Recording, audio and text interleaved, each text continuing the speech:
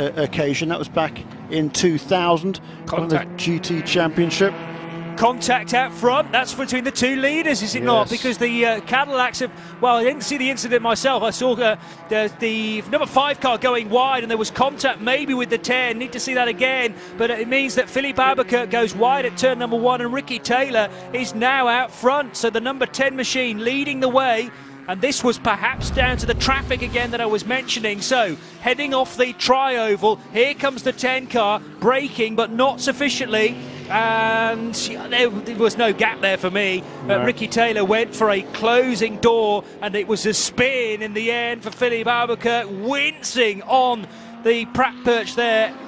Oh man, we really didn't want it to come to a head like that. And 7 minutes to go. Yeah, that's Wayne Taylor there, and you can see what he thought of that. It was written all over his face, wasn't it? Oh no, is what he meant, what he was thinking, even if he wasn't saying it.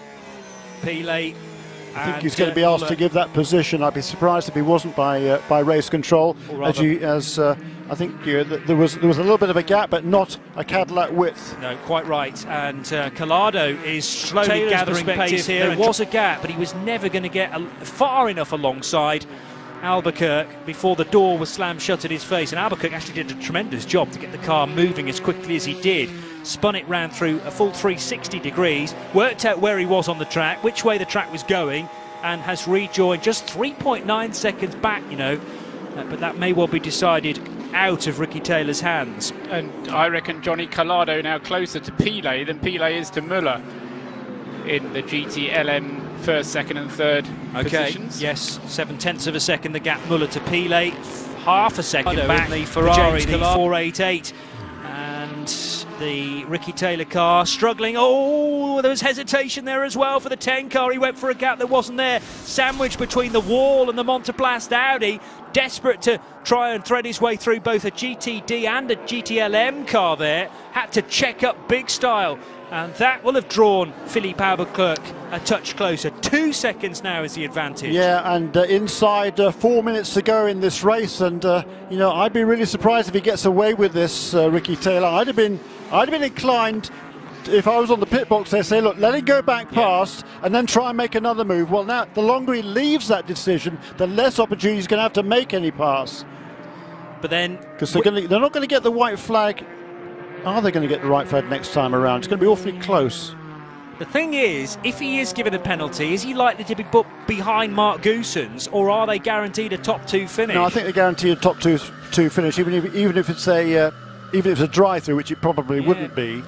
I know it goes against the kind of fair play of motor racing, but is it almost worth the risk for Ricky Taylor to stay where he is and just risk being put back to second place post-race? 2.2 seconds is the gap at the moment. Taylor back to Felipe Albuquerque. We kind of know, well, the decision is being made in the next door office. Sadly, we're not privy to what's going on in there, but as soon as we get information, of course, we will tell you about that. 2 minutes and 45 seconds, 2 minutes and 40 seconds, and I'm hearing that there will be no further action on that incident. No action on the incident involving the 2 Cadillacs out front. Ricky Taylor legitimately leads this race. There is a 2-second gap between Ricky Taylor and Felipe Albuquerque, and Action Express Racing will be being informed of that. Well, 2 minutes and 15 seconds to go.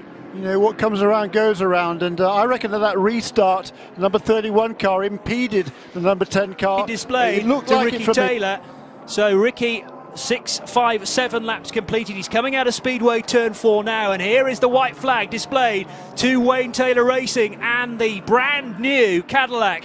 Over the line it goes, the DPI VR, and into the turn number 1 for the final time. We have 35 seconds on the clock. The lead margin has come down again. 1.5 seconds between Ricky Taylor and Felipe Albuquerque. Meanwhile, James Collado trying to find a way by the Porsche of Patrick Pele. Can't do it there at the West Horseshoe, and Pele almost deliberately running out a touch wider than he would do ordinarily, so that the Ferrari can't find a way up the inside at turn 6 either. What's the exit speed like for the 911 car? Pretty good. Up onto the banking. There are cars to negotiate here, and quickly the 911 sweeps back down to the double yellow line there with the clock now reading 0. We are on the final lap, that is confirmed, but the leaders are so close here. 1.5 seconds has become maybe a second as they head into Speedway Turn 1. And in GTD a couple of laps ago, it looked like the Porsche of Michael Christensen had a pretty comfortable 2-second advantage. They're going now into Turn 5, and there's less than a car length between those two in a battle for GTD.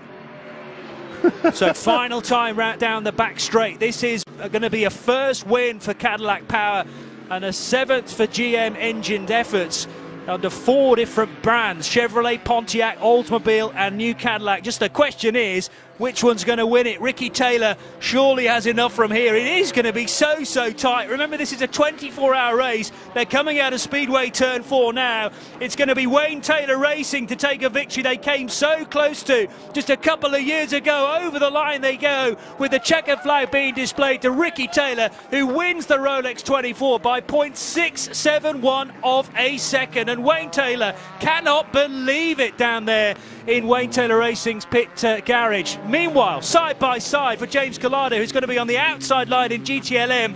Please don't throw it off, boys. Patrick Pilet versus Collado for second position. This is all playing very tightly into the hands of Dirk Muller as Michael Christensen is about to cross the line in the number 28 car, the 28 Allegra Motorsport Porsche 911 GT3R and the 911. RSR provides Porsche with yet another extension to one of the longest podium scoring runs in world motorsport. Now over 55 runnings of this race. A tremendous effort from them. We're still waiting for the GTLM cars to head over the line, and Dirk Muller leading that class in the number 66 Ford GT. Remember, the Ford GT debuted here 12 months ago. They had so many problems, but the second place battle is yet to be decided. They're both going to be on the podium, I hope, but in what order? The Porsche versus the Ferrari, the 488. They're through the bus stop still in the same order. Pilet ahead of James Collado. Meanwhile, the Ford GT's working its way out of Speedway Turn 4, and Dirk Muller for the 66 crew about to come over the line. The ESMs are going to finish side by side for a photo finish, but it is Ford that win here, and so close further back. James Collado desperately trying the inside line, the outside line, cannot find a way by the Patrick Pilet driven Porsche in the end, and Ford win GTLM 52 years after the first of 2 overall wins by the Ford GT40. And you can tell the family resemblance, I'd say, between the Ford GT40 and the Ford GT.